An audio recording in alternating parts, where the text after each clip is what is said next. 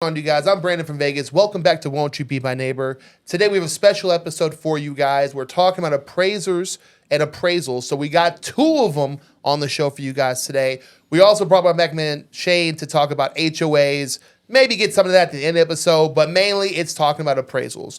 So today we have Gary Hardy, a 9-year appraisal. Gary, welcome to the show. Thanks. Good to be here. Appraiser. Gary, how long have you been an appraiser? I started in 2014, so just 9.5 years. And what made you get into the job? You just really like numbers or you really like houses? Neither. I just figured, it's a good job where everybody hates you. That's where I want to be in. I mean, speaking of, Same. HOA lawyer, yeah. I see why you guys are friends.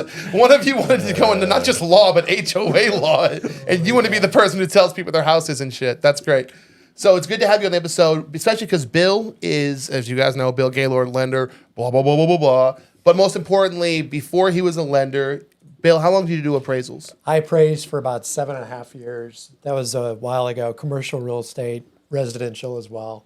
And yeah. Is this before or after the Industrial Revolution? Well, just remember, I've been in mortgage now for 30 years plus. So that was a long time. I'm going back to my appraisal days. Yeah, yeah. So can you tell us a little bit about what appraisers actually do? Because there's a lot of first-time home buyers who don't realize that you even exist. That is true. What we do is we opine on a value. So we write a report and we discuss everything about the house, all the characteristics, and at the end of it, we come up with a value. That is the summation of what an appraisal is. Now, I know what the sales value approach is, because I'm, educated. But can you explain to a little bit the audience in what I call, explain like they're 5, right? Cool. Explain like you're talking to a kindergarten class. What is the sales value approach? How do you come up with a number for what someone's house is not just worth now, but what it might be worth in the future? Okay, so let me start off with something that's called the principle of substitution. And this is basically where the sales comparison approach comes from. And it is that if you are a knowledgeable buyer, you're not going to pay more than something that is the exact same that you can substitute for. So if there's a house that is worth $400,000, why would you pay $410,000 for the exact same house that is available on the market, right? And so the sales comparison approach basically is you go out and you find the most comparable comps, right? The most comparable sales, and then you make adjustments to those sales, and that will give you a range of value, and then the appraiser's job is to opine, and reconcile within that. Okay. And how do you do it in a sense where, let's say there's not something that's a model match or directly comparable. So for instance, we just came across a listing yesterday. Guy's got like a 6,800 square foot house. It's got like a ballroom. It's got a whole bunch of crazy indoor pool, right? I searched the market. I could not find anything similar to this guy's house, right? And especially not in that area, right? How do you guys do that when you come across a house that's unique or something where you can't find a direct substitute? I will give you my answer, and usually it comes down to 3 different things. Bill might laugh at this, but the first one is go and find a sale that's slightly outside of maybe your market range. Like if you need to go to a different city or whatever, and then you could find a paired sales analysis. So you could say, hey, here is a current sale, in my market, and here's a current sale in that market. And let's just say they were really comparable. And you could say, hey, here was the difference. If you could then find something that was similar to, like it had the indoor pool, find, another sale in that city. And then you could say, hey, the difference between these two was 20%. So you could say, we're going to change ours 20%. That's one way. Another way is find something older. Like if you could go back 5 years and you find, hey, here's a sale. It's 5-10 years older. And then you kind of do the same thing. You could see, all right, here's another sale from 5-10 years ago. Here's the difference. It's 10%. All right, cool.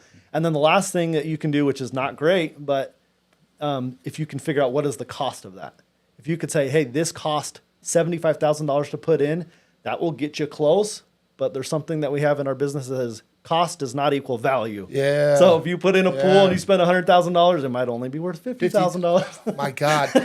The number one thing I want home buyers to know, if you're just watching clips from this episode, just because you put $200,000 of upgrades into your house does not mean your house is $200,000 more expensive. It might be perfect for you, but the next buyer might not care about all those upgrades, right? And there is a thing as over upgrading your house. Is that something you see a lot? Because I know it's something that we see a lot. We show a listing and the seller goes down the list of like, I've upgraded this, I've did that, and I'm like, great, your house is still worth $450,000, guy. You know, like the upgrade you put in 8 years ago might have been expensive then, but now it's just kind of common to have handles and soft close cabinets, right? Yes, we see that all the time. When we put it in our appraisal, we call it functional obsolescence. Functional yes, or obsolescence. sometimes we'll call it a super adequacy. You know, basically saying, hey, you have spent this money and you are no longer getting it back. Yeah. So is there the big ones are pools, obviously, because pools have the longest lasting value, right? Mm-hmm. Now, obviously, if you put $100,000 in your pool, you're most likely going to get about half back. That's what we try to tell clients. You're getting about half back with a pool. Are there any other big upgrades that have that same value raiser as pools might have? What we are seeing now, which might surprise you all, is we're seeing stuff that has not been permitted or is not up to code they're adding. And you're not going to get full value for that because you didn't do it the right way. So let's just say you'll come into a house, you're looking at it, and you're like, there's an extra bedroom. And it is, and the worst is it's not on the tax assessor's website, so they're not paying taxes on it, whatever. And so that is where it gets interesting because as a seller, you're up to whatever the market's willing to pay for that. Mm-hmm. So that's where it can get interesting. And so if the market's just basically saying, hey, we don't want the risk of that, we don't know if the taxes are going to go up, if we're going to get potentially fined by the city or county, that's where it can be an issue. Well, and then you're basically monitored by the guidelines of Fannie Mae, Freddie Mac, what comps you can use, what kind of range in terms of location they need to be in, how old they can be, listings, no listings. I mean, you got a lot of stuff to look at. Correct. And even some of them are like, hey, we only want so many sales within the neighborhood, just in case that, that certain buyer or seller has really changed things. So, yeah. On our end, when I'm trying to price out a house for a buyer or seller, either side, right? I tell them I try to keep it as close to what I call appraisal range as possible. We look in the subdivision the last 6 months, and then if I can't find it within the subdivision, we try to go like a quarter mile, half mile, and then finally zip code. Is this the proper way for realtors to set up comps, or is there something that you think could be more efficacious? The answer is most likely yes, right? There's always going to be the exception, and usually the only exception that Bill will probably agree with this is if you're the best house in the neighborhood, that's where it gets hard. That's where you'll find the troubles. Yeah. Yeah. What's the number one pro tip we give you guys on this channel? You always want to be the brokest house in your neighborhood, honestly. I know a lot of people nowadays are looking for flip homes, right? So they're usually buying at the top of the market. Speaking of top of the market, how do you guys handle situations like 2020, where I know on our end, listing houses was insane, where I look at the previous sale and it's 425 and I'm getting offers at like 500,000 and I'm like, I don't know if this is going to appraise or not. How do you guys deal with insane markets like that? Like when the rate drops to a crazy degree, or we come out of COVID and people are just blowing their money. How is that something that you guys handle? How do you factor in, is it based on like how many offers are on the house? Do you guys have to factor in some sort of like what you're seeing on the market, or is there an estimate for this? You see these gray hairs? That's where they're coming from. Okay. The answer is we can't make up data, right? So when the market is changing, and let's just say there are no sales because interest rates have gone up, you have to do a combination of, yes, you still have to use those sales, right? You can't make up sales, but then you have to go through, and what I see as the best solution is when appraisers will go get market data from different brokers that are out in the market. That, let's just say they've got some listings or something like that, and they can say, hey, I've gotten minimal activity on this, so this rate is too high. And then if you know that you've got a recent sale, sometimes it's like, all right, well, we're going to do our best analysis and say it's probably between the two. You know what I mean? So they'll take those recent sales and say, hey, we know it was, $200 a square foot, and we know that they're now listing them at $175 a square foot. Yeah. And so, you're saying, all right, if it's not selling at 175, even though our most recent sales are 200, maybe it's 165 or something like that. So that's their best analysis, and that's what they're getting paid to do. Is the amount of offer? Let me just give you an example for my own situation. Right, in 2021, the house's previous sales were $450,000, and it was pretty steady at 450, right? But we were getting offers at like 525, and we were getting 4 or 5 of them at a time, right? And when we got the appraisal, we made sure to try to share that information with them. Like, hey, listen, here's the comps, like we all see the comps, but I'm getting offers way above that for multiple people. Does that play a factor? And if so, how much of a factor? I have done a survey this with appraisers in the market, current market, and I said, hey, because there are multiple buyers for one property, does that define a market value? And I have found that it is split in our industry. I don't know if you'll agree with that, Bill. I think it's what the market will pay. Okay, I really do. And so that is the big discussion: is if they'll pay for that, does that define the market value, or do is there a set number of comps that need to help define that? We're getting into a time period now, Brandon. It's happening. By the way, rates have come down. We've come down almost 1% since the end of April, which is the buying power for people. That's about $30,000 on a $400,000 home. So they couldn't go that. So we're going to, I think, start seeing values go higher. And we're not going to have comparable sales that show that those values are higher. How do you compensate for that? How do you adjust for that? I think it's the same answer, just like when you're going through a down market, is you recognize those sales, and then that's when you go to the to the people that are on the ground running, the Brandons, those that are out there on the market selling, and if they're seeing this stuff, you take that information and say, hey, they had a property that was listed for $475, and they're getting offers at $500, and so you kind of take that and say, hey, I think the market is appreciating this much, and you make those adjustments. So it's like a market condition. You have to, adjustment. Yeah. I'm going to ask you in a second, what's the weirdest or most extreme appraisal difference that you've seen? But I want to go over one that we just recently got because I didn't know how to handle it. And it was a big kerfuffle. We ended up canceling the deal because we just couldn't risk, the contingency. So we had a house, and for some reason, the builders, it's a neighborhood where all the houses are 3,000 plus square feet. The builders apparently miscalculated the lot. So they had one house that was about 2,100 square feet, significantly smaller, right? And it was the only house in the history of the whole neighborhood built at that size.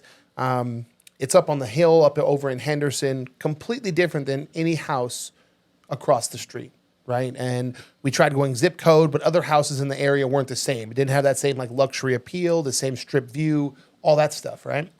So the appraisal ended up coming in over $100,000 cheaper because our appraiser, since he couldn't find any subdivision comps right in the neighborhood, he just went with what was closest. He just went with what was in the zip code.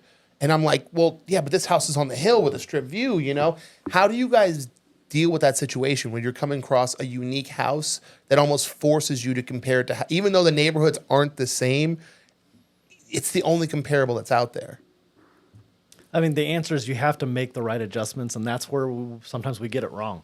Is if you can't find anything with that in the neighborhood, and let's just say you go to another neighborhood, you're now taking in other external factors that could, help you get to the wrong value. Yeah, well, I get it. Okay, so if you're on Hualapai, right, and there's a 2,000 square foot house in Summerlin, and there's a house across the street that's not in Summerlin that's 2,000 square feet, right? Even though they're the same size, those aren't really comparable, right? Because one is going to gain value at a higher rate. Is that something that also has to be applied? So the trick or the benefit is you can add more. Bill will laugh at this, but you can add another page and you can add another set of comparables to help try to get all of the factors. So that way, if you want to say, hey, I want to have one property that's the same construction year, I want to have one property that's the same lot size in that example, who has the same views, and then you can try to get a mix of everything. And that way, if you have a couple that are a little bit bigger within your subdivision and you make those adjustments, if you can see that there's still a gap, that means the adjustments need to be changed. Well, and I think that's also where the real estate agent comes into play too, is when they go and they see the value and they've seen the comps and the neighborhoods, an appraiser has this information in front of them and they're using the data that they have. And then they may need some additional comparables. Yeah. Or they may need something that they may not have been aware of. So good appraisers will listen and just kind of take in the information that you have. It doesn't have to say, well, this one's listed for this, because they don't even care about listings, right? I love that. Let me add something to what he just said. Yeah. We as an appraiser come in, we know nothing about this property, right? Or the people selling it. Or the people selling it. There's no vendetta. What is the most benefit thing that Bill just mentioned is, as the property owner, even as the realtor, you know way more about this property, just tell us. Yeah. Fill us in. Like I always tell the property owner, I'm like, you are the most knowledgeable person about this property than anybody else, Yeah. including me.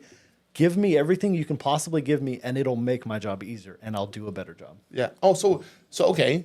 It does help for the agent to provide you additional details, because for a long time I thought that was just, I'm going to use the word malarkey because I don't want to curse on this channel. Plus I got you guys here, so I feel like malarkey is appropriate. I felt like that was malarkey, right? Like, oh, give them. I thought you guys just took the data, or like it was something that agents thought that mattered, but you guys didn't really give a crap about. Are you telling me that's true? Like you guys actually care if we give you a list of like, here's the upgrades, here's what they've done to it. That actually helps you guys out. Yeah, my goal is to be as knowledgeable about the property. I want to be an expert in your property. Okay. And if you give me everything, then I can do a better job in making that decision. Realtors, it's not a lie. When not malarkey. When that appraiser contacts you, send them the kit, man. Send it off. That's actually really good information to know, because a lot of realtors watch the channel and watch the live. So this is good information for them as well.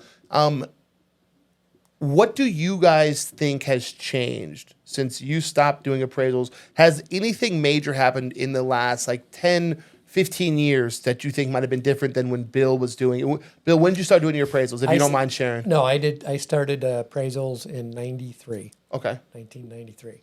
And I would say, honestly, because I see appraisals all the time, I understand them and I know what goes into them. There's not a lot of changes that have really occurred. I think the hardest part right now for Gary is just the volatility that we've seen with the interest rates that can really have an impact on value, and him trying to make an adjustment for a time adjustment or a market condition adjustment.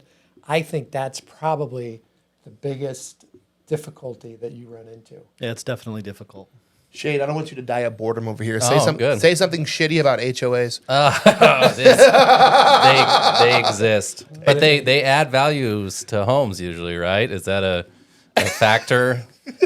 That's good. That's a factor because you're looking in the neighborhood and comps within that HOA specifically, right? I got to be careful here. They can add value. Okay, they can. Look at that. You outlawyered the lawyer. And they can add value.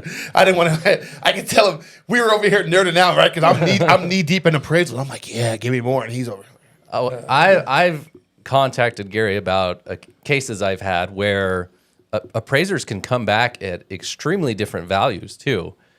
We use those in the law when people get divorced or splitting a house. They want to appraise a house to see what the value is, and sometimes the person hiring the appraiser seems to get the value more towards their way than the other person's way. So I think Gary's telling you he's one of the good ones out there that's it's a big no-no. gonna really look into those things. And there's, like lawyers, there's appraisers that have gotten into trouble for not always being honest or not always doing their job as they should.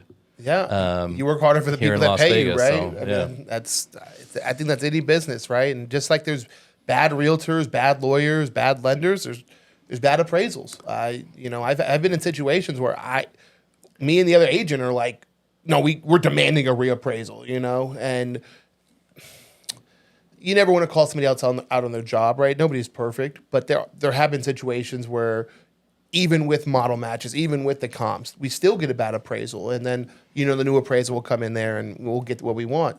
And it's how, from my end, from a realtor's end, how can we know when we're getting not a bad appraisal, but a bad appraiser? Is this something you're able to talk about, or is this like a breach of the appraisal code? Let's say it like this. What do you look for to make sure you have a good appraiser? Yeah, there we go. Great to flip it. The trick is there's a website you can go to. It's called asc.gov, and you can just see if the appraiser is in trouble or not. You know what I mean? Does he have any things that are against him? Okay. Or him or her, right? And if there's anything against the appraiser, then that's the only thing that would really, I think, would change it. That's what's interesting about the industry is the financial institutions, when you're getting your appraisal done, they choose it. They choose who the appraiser is. That way there is no bias or prejudice or anything like that. Can you repeat that again for the audience? It's very important that buyers understand There is no prejudice, bias, or anything outside of me being biased towards my buyer and the other agent being biased towards their seller. Everybody else is a neutral third party. So who actually hires you to come do the appraisal on the house? So this is what's fun is 2.5 years ago, I switched to the person who is hiring the appraisers. Okay. And so I will just say it, that there is no bias, there is no prejudice. We go out and a lot of times the only thing we'll look at is if the lender tells us, hey, we're in a hurry for this, or hey, the buyer's financial restrictions are so tight, we need to go with the lowest appraisal fee. And so sometimes we'll take those into consideration. And sometimes I'll look at the list and I'm like, I just want the one that I know is going to be the best appraisal. Okay. Like I've worked with them in the past, whatever, you know what I mean? But those are pretty much the only three restrictions. If they need it the fast, a lot of times I'm just going to go with whoever gives me the fastest turn time. Okay. Or if they want it, we need it cheap because this borrower is really, has restrictions. We're just going to go with the cheapest one. So there is no bias or prejudice. It's that simple. When is your job the most difficult? Is it when rates are low and numbers are flying all over the place? Or is it when rates are high and you have to almost give people bad news on the value of their house? 4 things came to mind. Yes, when the market is changing, a high or low, right? It is tough because you now have to take your own experiences and basically you're doing a lot more like science, right? Trying to figure out like, hey, I've talked to Brandon, I've talked to Keith, I've talked to these people, and they're giving me this information and I've got to assume like, so one time I did a survey, right? And I went through and I surveyed 6 different brokers about one specific topic. And it was the height in an industrial building. And I said, hey, I've got a building that's got 24-foot height, clear height. Yeah, that means you can store a lot more in there. What do you think the difference is? Because I have my comps that are all at 20. And I was like, what is the difference there? Is it, cubic square foot, exactly, And so they'll give me a range. And let's just say one of them's like, 20%. I'll get 15, 10, And so then I've got to say, all right, I know it's somewhere between 10 and 20%. Yeah. I've got to then just, for me, I'm like, all right, 15, But you've got to make that you have to make that subjective, judgment call. And that's where it gets tough. A subjective judgment call.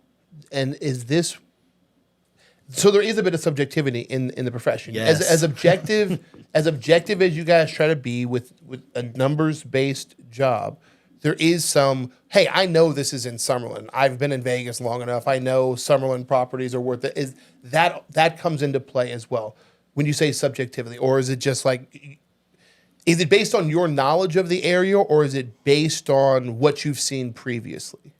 It's a combo of the two. But if you remember when we started this, I said, it is my opinion of value. So it is very subjective. You know what I mean? It is a combination of, hey, here's the science of the comps. And then it's the subjectivity of how am I going to adjust those? Okay. From a lending standpoint, all I really want to see is did the property appraise at value? I mean, honestly, that's all I care about. Realtor secret. And then, and there's, sometimes there might be an appraised value which is $1,000 or $1,000 to $2,000 less than the actual sale price. Yeah. And then I'm going, that person has a big ego. Oh, yeah. To come in on a 1% or less on a value, and it's just so it's kind of it's maddening at times. If you want to, but if it's low, then you want to be able to provide and have the appraiser listen to maybe some potential comparables that maybe they missed or something like that, and listen to that. So if it comes in low, I want it to come in real low. Right? Like, I don't want to be $1,500 off. That's not enough to make anybody move.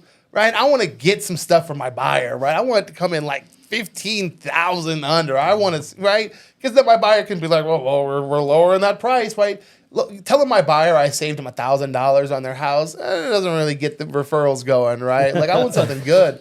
Have you ever had a situation like that where like the house is listed for $400,000 and you're like, sorry, buddy, it's only worth $399,000? Yes, all the time. Really? But let me add something back to that guy? You're the guy who makes my butt pucker. Listen, yes. But let me go back to something that you'll love and why Bill would have loved me as an appraiser is I always said, I'm not that good. Okay, I'm not respect. that good. If I'm $1,000 That's what I- off, that's what I and I'm say. within the range, I'm like, then let's change it. Like, I'm not that good that I said, hey, it's $335,000 for this house. If I see that it's under contract for $337,000, I'm not that good because it's within the range. I Yes. guarantee you. If it was the top, that's something different. You know what I mean? Thank you. But for the most part, it's within the range, and I always tell myself, I'm not that good. 337. You know what I mean? Yeah. It is frustrating to me when you see it come out, especially when the other numbers within the range. I'm like, you're not that good. You're not that good. Yeah. That's a great point. I honestly respect your lack of ego in that situation, right? And because when I go into a contract, I tell the other agent, hey, there's no egos on the line here. We're just trying to get this thing closed. And running into an inspector with an ego or an appraiser with an ego, someone who's like dead set that they're right, it only slows things down, you know? Because now I'm not negotiating a deal. I'm negotiating with how good you think you are at your job, right? I think the appraisal, and some agents will say inspection, and that's fine. I understand. I think the appraisal is the single most important thing in a deal, especially for buyers, right? Because if the house is the inspection could be super clean, could be perfect inspection, but if the house appraises $20,000 under, it doesn't matter how good that inspection is. You're losing $20,000 if you're paying the full price. And the same with the opposite, right? Where the house may have a mediocre inspection. And I've had this where the inspection's like, oh man, it's kind of rough, you know. There's some water stains, some windows need replacing, but then the appraisal comes in $20,000 higher, and I'm like, sign the paper. We had one 2 years ago, right over by the South Point. Oh my gosh. Where the appraiser gave us like 65,000. Yeah, it was huge. Over we offered, and the inspection report was bad. I'm not gonna lie. I even told my clients like, hey, let's stall this until we get the appraisal because this is bad. The second it came in $65,000, I said, you better sign any paper they want you to sign, and we got $60,000 to fix this house with. You know. How often would you say it comes in higher versus lower? Is it a 50-50? Is it extreme in one direction? I don't know if I can actually give a Percentage? Okay. a backed up percentage, but my experience is that it is a lot of times it is 50-50. Okay. I don't know if you'd have disagree or agree. I would say, yeah. I mean, there's definitely cases where it comes in higher. I'd say there's probably a little bit more coming in lower.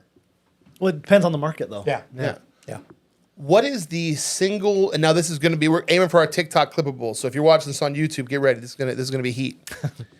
What is your single best piece of advice for people listing their house right now who are trying to get a better appraisal? That is a good question. I made him think for the Yeah. first time. Wow. Dude, he's been rattling these things off. I've been trying to get him with a good You one. threw him with it. Yeah. All right. Ask it one more time. Okay. TikTok ready. You guys ready? Okay. What is the single best piece of advice you can give a current home seller on how to make their house better for the appraisal? I would say I don't have an answer to this because it is frustrating to see a seller go through all the work to make their house look great. Yeah. And the buyer comes in and rips it all out. And I've seen where the seller says, hey, I'm not going to do this. And I'll give you this 20 grand that I was about to spend. And then it doesn't sell. And I'm like, I don't understand this. So I don't have an answer because it frustrates me and confuses me about why I could save this buyer 20 grand and just give them the money. But because it doesn't show as good right now, they don't even look at it. And instead they're willing to buy it for the $20,000 more and then rip it all back out and put in their own stuff. I don't know. Yeah. Don't have an answer. Don't worry. That confuses us too. I've had rinky dink, such a bad word to say it. I've had unupgraded houses in areas for $350,000 that sell. You know, I can't keep the house on the market for 24 hours. Mm-hmm. Then I have some great, super upgraded house in Green Valley with a pool and all the perks, and it sits there for 3 to 4 months, and I'm looking at my seller like, I don't know what to tell you, my guy. You know, we're just as confused as you are. On the opposite end of that, what's the best advice you can give to someone who's buying their first home on how to try to look for homes that are within the appraisal range?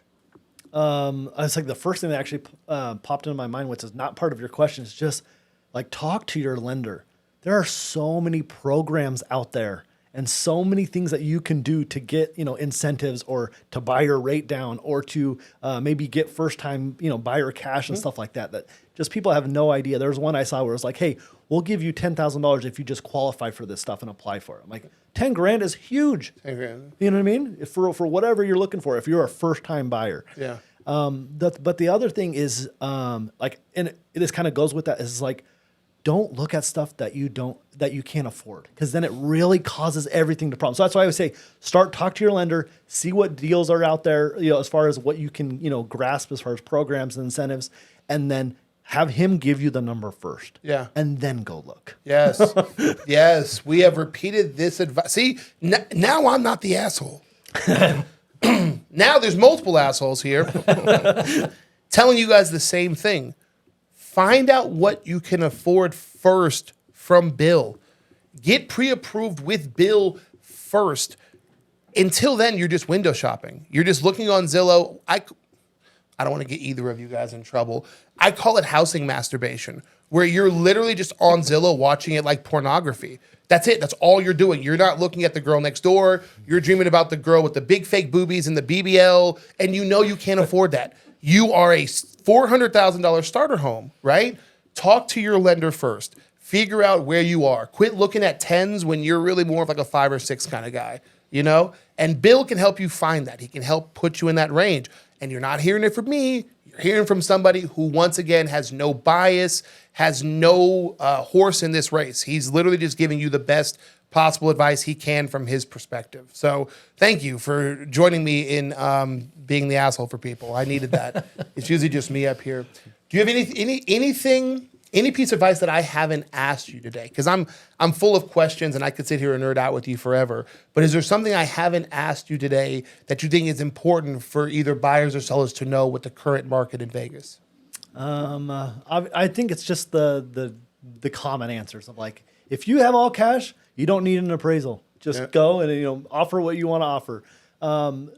We already kind of said this, but yeah, buy the worst house in the neighborhood, and you will maximize your value on that. Do not buy the best house in the neighborhood. Now, I have a good question for you. It's kind of interest rate related, right? Okay. How do interest rates have an impact on value? The answer is yes, and it frustrates me when I hear appraisers or brokers, lenders that say that it doesn't. I'm like, it clearly does. It changes what they can afford. So yes, it has a direct impact. Yeah. So can you adjust for that? Can you adjust with for like it? market conditions because rates are lower? You should be adjusting it's gonna for be it. higher. Okay. It is one of the line item adjustments in every appraisal. So yes, it should be adjusted for. Most realtors have no clue what you're talking about. We click that little PDF and we just scroll to the third page where it says the number. Value. We're like, we did it. We made it. Brandon, what happens if it comes in low? Oh, let's go over that. If your appraisal comes in low, in the state of Nevada, you are allowed to negotiate the deal if it comes in like a penny below. Don't be a jerk. If it comes in a penny below, just take it, right? But if it comes in low, you're allowed to renegotiate the deal the same way with inspections. The better part is in what happens when your appraisal comes in too high. So if you offer $400,000 on the house and it appraises at $415,000, congratulations. You just made $15,000 and you're taking me out to dinner because I've earned it, clearly. I've clearly earned it. Thank you for your time on here. I would, once the rates keep going down, I would actually like to have you back on the show so we can kind of talk about the current Vegas market, where things are going, how appraisals are going for you, whether they're still appraising above value, below value. I think that's an interesting conversation. We can keep it less generalized. Today was very generalized. Yeah. I wanted people to have information. Next time I want to kind of hyper-specific on Vegas, maybe some areas that you were seeing appraising higher than others. I think that'd be really interesting if you're cool with coming back. Yeah. Hey, I have a real quick question for you. Yeah. So when that appraisal comes in high, question from us appraisers, do you show it to the other side? No. I thought yeah. Good. No, the appraisal, it's actually contracted with the buyer. Correct. Yeah.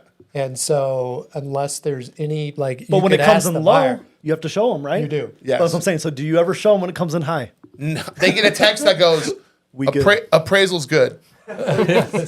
Appraised at value. All they know is that my buyer stops asking for things. We go, Yeah. when the appraisal comes in high, we get real quiet as realtors. We're like, just close the deal. Don't argue. Don't ask for the rug. Don't ask for the windows. Just close the deal. Just shut up. So they know when the buyer stops, being picky and looking at things, the appraisal came in high. We're just trying to close as quickly as possible before you guys realize it. Yeah. You know what I mean? Hey, thank you for being on here. Thank you for... I was just a guest. I just brought him on. You're making. Thank you for making me feel like I'm back at Coronado. I really do.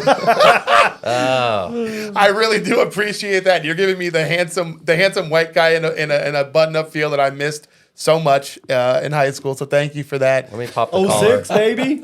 06, baby. 06. Yeah, pop that collar for people. Let them know. We're gonna have Shane back on because we have so much more to talk about for HOAs. You don't want more HOA talk? Oh, he actually popped his collar? Yeah. Oh, I respect that so much. Next episode, we have you on, right? Because people think, lawyers have no sense of humor. I want you to do this for the whole episode. They need to watch my podcast then because we are insane. Plug it. Tell them. Tangled Rights. Tangled Rights. Can I come on your podcast? I don't know anything about the law, but maybe Yes. you could educate me on how things actually work. Yeah, Brennan. Of Really? course. Yeah. Can I come up with a list of questions of I don't know anything about the law. How dumb am I? And then you could just kind of make me feel dumb as the episode goes on. Yes. 100%? Yeah, Okay. be happy to do The that. episode will be titled, How Dumb is Brandon from Vegas? It's Brandon from I Vegas. think that would crack. Obviously, no one can order their appraiser directly, but if someone has questions for you, right, where do we send them to? You can order your appraisal directly, but it's only for you. It's only for you. Yes. So let's say someone is like, hey, I have a home in Vegas. I want to know what I'm not really looking to sell right now, but I want to know what my home is worth. How would they contact you? You can just reach out to me. Yeah. I'll plug my number somewhere, and then they can just reach out to an appraiser, and we can... Austin, put his number on the screen. This is where it's going to flash across the screen, blah, blah, flashing lights and all that.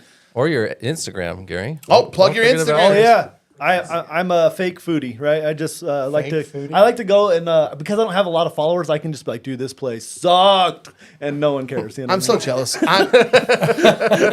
I'm so jealous of that. Do you know how many places I wish I could be like, yo, this place is trash. So one of them, I didn't realize they were following me. Oh no. And then they unfollowed me the moment I. Oh, gave let's rip them. Let's rip them then. Let's rip them. Yeah. Do you want to rip them? Sure, let's do it. What's the place that unfollowed you because they can't stand an honest review? It is under We Love Fast Eddie's. And they're just a burger food truck that goes to the hospital. And I'd been wanting to try them. They followed me randomly. And I went and tried them. I'm like, oh my gosh, that is $18 for an average burger. Not worth it. Hey, listen, I'm serious about this. Don't unfollow people because they gave you an honest review. That's BS, right? Don't do that. That's not right. That's not right. If you just want people to fluff you all day, stay off social media. You got to be ready for some actual criticism. Shane, where do they find you, brother? They find me, Tangled Rights Podcast, or Cox and Wilson. That's my law firm, coxandwilson.com. Yeah, get the .com in there because they're going to type in Cox and Wilson, and in Vegas that might be 100 different things. You know what I'm saying? Bill, where do they find you, Mr. Sir? BillGaylord.com or at o.gaylord. Oh, Gaylord. dot And Gaylord. if you guys reach out to contact me, let me save you time. You see this handsome guy back here with his number that I'm covering up with my big, wide, broad shoulders and handsome face? I'm going to send you to Bill, right? Because you got to talk to Bill before you talk to me because he needs to tell you what you can afford so I can tell you the best place to get it. You can find me anywhere on the internet. Just go to Google, type in Brandon from Vegas. A bunch of crap will pop up. Click it. It's fun. We do food. We do real estate. And obviously, we teach you guys how to be smarter home buyers and sellers. So thank you for coming on. Thank you for coming on. Absolutely. Thank you for coming back. Always. I'm Brandon from Vegas. And as always, come and be my neighbor. Peace, peace, peace, peace, peace, peace, peace, peace, peace, peace. All right, let's check the TikTok and see who has. Hey guys, you have the opportunity.